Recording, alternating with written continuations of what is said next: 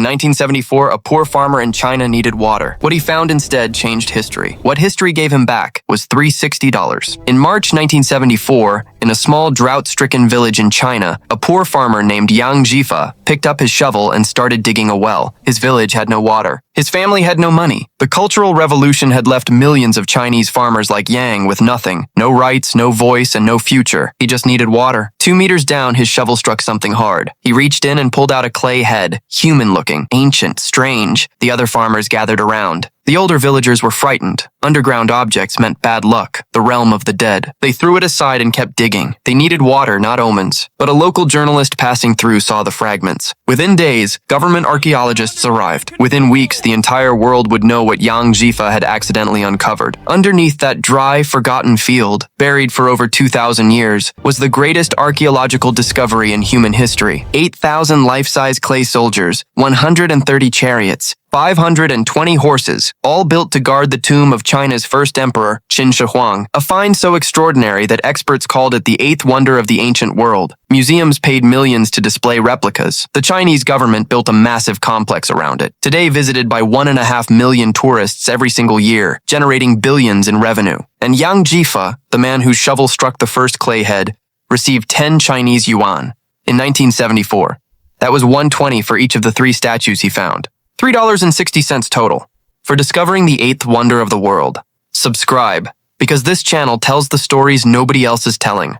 And this one gets worse before it gets better. Yang Zhifa was born in 1933 in Xi'an Village, Shanxi Province, one of the poorest regions in China. He never went to school. He could not read or write. He spent his entire life farming the same dry, unforgiving land his family had farmed for generations. In 1974, he was 41 years old, working alongside 6 other farmers, most of them sharing the same family name Yang, drilling wells to find water during a devastating drought. When his shovel hit that first piece of terracotta, he had no idea what it was. None of them did. They thought it might be an old kiln, maybe broken pottery. They kept digging, finding more fragments. Bronze arrowheads, clay limbs, an ancient soldier's torso. A local journalist passing through saw the commotion. Government archaeologists arrived within days. And just like that, Yang Zhifa's life changed forever, except not in the way you would expect. Within months of Yang's discovery, the Chinese government understood exactly what they had. Emperor Qin Shi Huang, China's first emperor, had ordered the construction of this entire underground army over 2,000 years ago. 2,000 years, hidden beneath farmland that poor villagers had been walking over their entire lives. The excavation became the most significant archaeological project in modern history. Pit after pit was uncovered.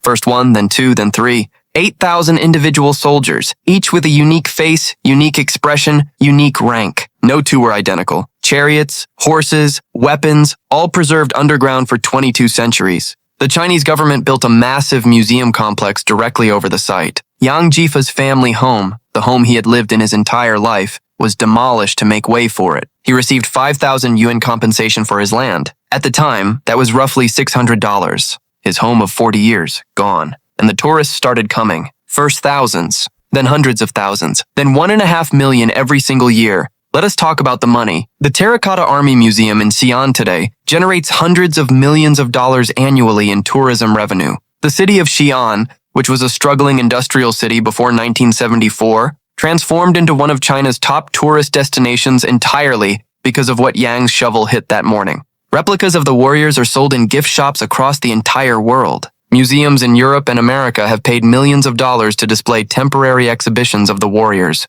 The Chinese government has earned billions, not millions, billions, from the discovery Yang Zhifa made by accident while looking for water. And Yang Zhifa himself? For years, he sat in a small booth inside the museum built on land that used to be his home, signing books for tourists, earning £2 a day. His fellow farmer Wang Puji, one of the original 7 who made the discovery, waited until his family left the house one day in 1997. Then he hanged himself. 2 of the other youngest farmers in the original group died in their 50s, jobless and penniless. Yang Zhifa's name does not appear on a single explanatory board inside the museum. The official display says only that the army was discovered by, quote, local peasants.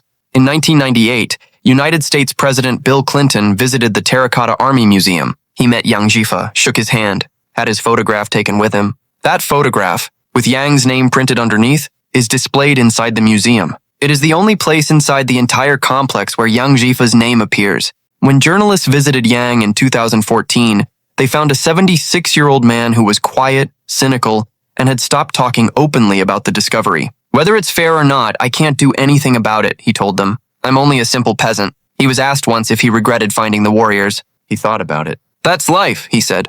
The man who found the eighth wonder of the world never became rich, never became famous in his own country, never received justice. He just kept living quietly on land 6 kilometers from the museum that sits where his home used to be.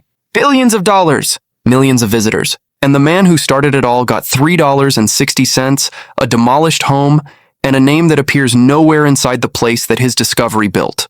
Here's the final thought. Yang Zhifa was not unlucky. He was not in the wrong place at the wrong time. He was a poor man in a system that decided his accidental discovery belonged to everyone except him. The same story has played out across history. Ordinary people stumble onto extraordinary things, and the powerful take over from there. What makes Yang different is that he never became bitter in the way that destroys people. "I'm only a simple peasant," he said, not with shame, but with a kind of peace that most people who are wronged never find.